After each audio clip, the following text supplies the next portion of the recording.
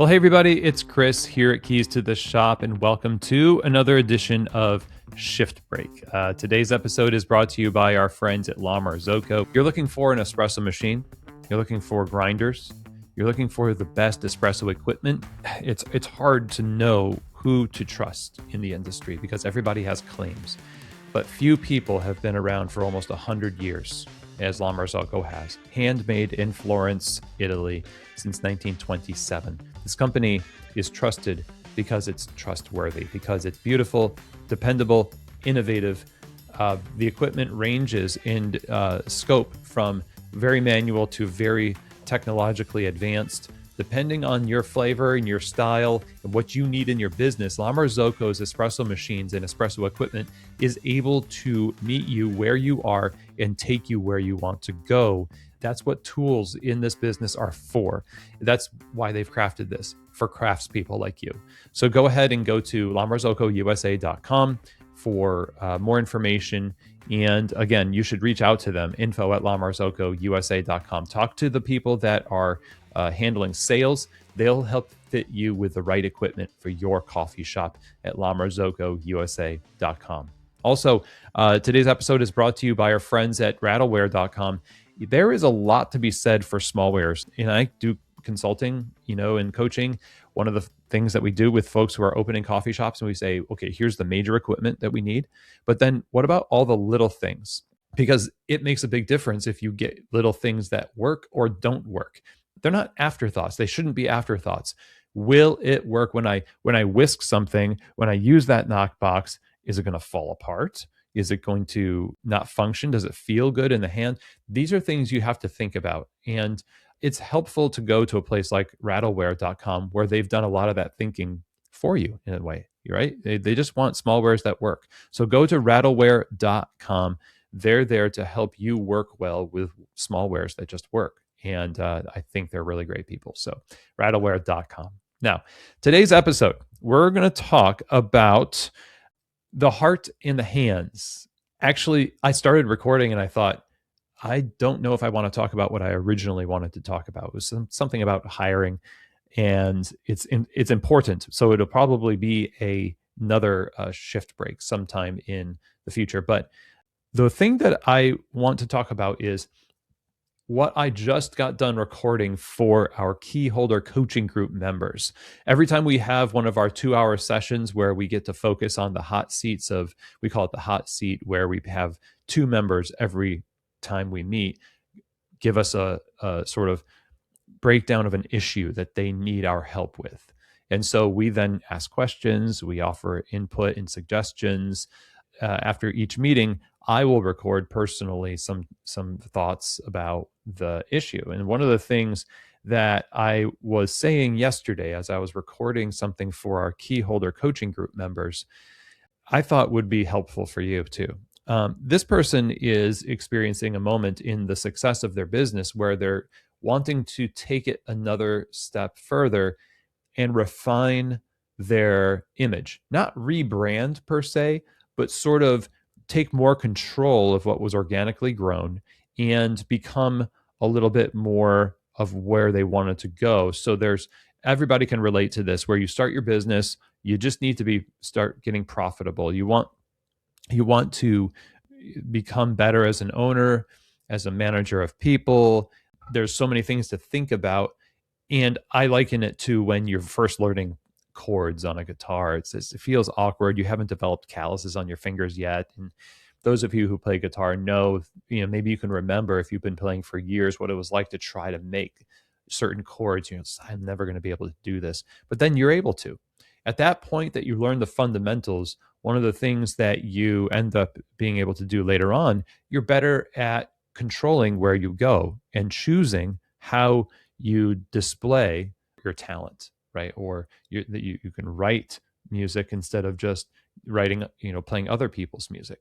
And so in a point in your business where you have learned the fundamentals, you find yourself in a place of competency and confidence where now you can start taking a hold of different parts of your business and saying, well, I want to start actually shaping those more intentionally. I want people to view us this way. I want them to, instead of just, now we've become known as this type of place, but I want us to start to move in a direction that's a little bit more intentional towards this vibe, this kind of feel. And you can do that now, especially because you've got the experience behind you. And that's what this member is doing, is, through various changes across a host of different areas in the business. At this level, it's many, many years in, and there's a lot of little things across many areas that can shift and change to make a marked difference in the way people perceive the business. And a lot of these changes will have a positive impact on that perception and also on the bottom line, because at the end of that perception is spending habits. We just got done talking with our friend Wendy Batten, who is a retail coach, in the last episode of the show. And you should listen to that episode because she talks about this. I mean, we talk about buyer psychology and all this stuff, or customer psychology. But this stuff that we're talking about, where we make changes to lighting, maybe you make more comfortable seating, the materials change, some of the menu items might change. There's these aesthetic and surface level changes that get made.